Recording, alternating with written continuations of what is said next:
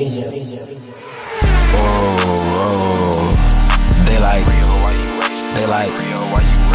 is time. It is time.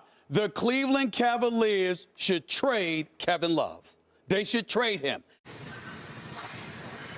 Fuck.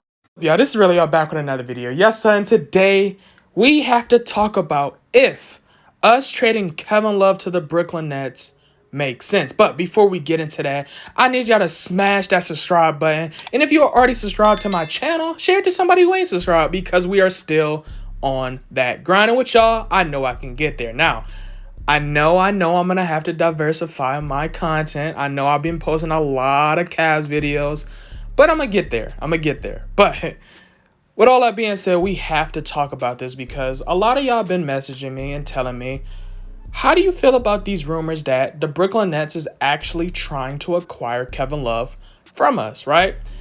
Now, I have a lot of different emotions because I'm hearing a lot of different packages, right? I'm hearing that we're going to have to give up Kevin Love, JaVale McGee, and some picks, or it could be Kevin Love and some picks in return of us getting possibly Spencer Dinwiddie, Joe Harris, and maybe a second rounder, depending on which package we do, right? From my perspective, I don't know if this is necessarily the best option going forward for us, right? Because I don't understand if the Brooklyn Nets want Kevin Love, why do we have to give up a pick? And then if we're getting Spencer Dinwiddie and Joe Harris, do those assets make sense for a roster? Joe Harris, I can understand. Like I said before, I said we need some shooters. But Spencer Dinwiddie, I don't think he makes sense for a roster because he's a point guard, and he's a point guard that I believe is going to want to start on a roster.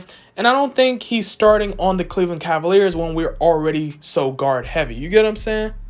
And this is why I believe this is going to have to be a 3 to 4 team trade, because when you look at it from all perspectives, you got to understand if the Cleveland Cavaliers is trying to get Spencer Dinwiddie, or we're going to receive Spencer Dinwiddie, you understand Spencer Dinwiddie on the Cleveland Cavaliers does not really help us in the long term or in the short term, because Spencer Dinwiddie is a good player. Spencer Dinwiddie is a player who's trying to get paid, and he is a player that can start on a given roster who gives him the chance. But would that be on the Cleveland Cavaliers? And the answer is no. Why? Because you have already set up your culture in place that Colin Sexton and Darius Garland is the future for your guard position, right? And you pitting Spencer Dinwiddie on the bench doesn't make sense when you have a player who's trying to get paid, like I said before, and is positioning himself as a point guard who can start on a team who gives him a chance, right? Which means we have to get that third team, that fourth team, who would be willing to take Spencer Dinwiddie, give him a shot, but also give us some return back. Because let's be real, I know a lot of people is going to sit here and say, we should be happy that we was able to dump the Kevin Love contract, which is absolutely true. But when you're on a perspective of thinking of it on a business term, you must understand you must try to maximize your profits. And maximizing your profits puts you in situations where you can be like the Boston Celtics. You can be like the New Orleans Pelicans. You can be like the OKC Thunder. You get what I'm saying?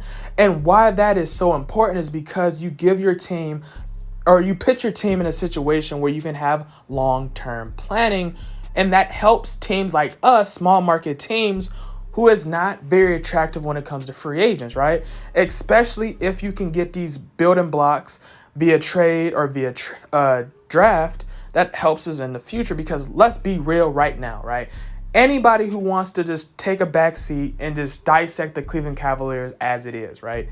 The Cleveland Cavaliers is a team that can legitimately make it to the playoff this season, right? This is a team who can legitimately make it to the playoffs next season if develop and if they stay healthy, right? And I'm not just trying to be somebody who's biased to Cleveland. If you watch Cleveland, you understand how factual that statement is when you understand now we have the coach, now we have the general manager, now we have the talent that's developing.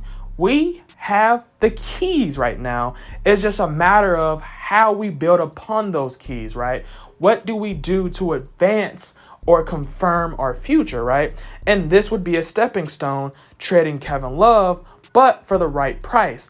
which means if Spencer Dinwiddie is the player that we're going to have to receive, we're going to have to try to flip that and try to get some actual pieces that's going to help us in the long term, almost similar to how the Houston Rockets did when they received Caris LeVert, right?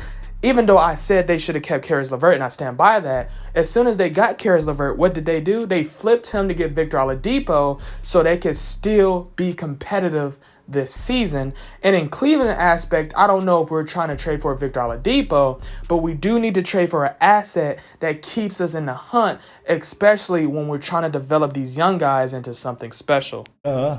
And for more amazing content, make sure to hit that subscribe button so you can be a part of the grind. And with that being said, go. Motivated all about cash flow, ran it up and ran out of the skills. In the field and we turn into hoopers. For the clip like bonds we shoot. Just like some soldiers we trooping. Step back three, we hooping. We in your house just like Fortnite.